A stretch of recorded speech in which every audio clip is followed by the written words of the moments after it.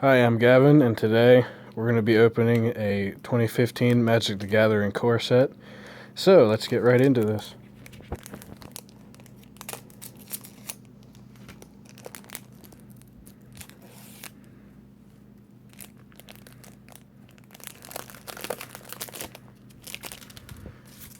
Alright, so we got Triplicate Spirits, Statute of Denial, Rummaging Goblin, Oppressive Rays, Living Totem, Shadow Cloak Vampire, Negate, Necrobite, Blastfire Bolt, Radiant Fountain, Meteorite, Cone of Flame, Geist of the Moors, Phyrexian Revoker, and I got a Swamp and a Spirit token.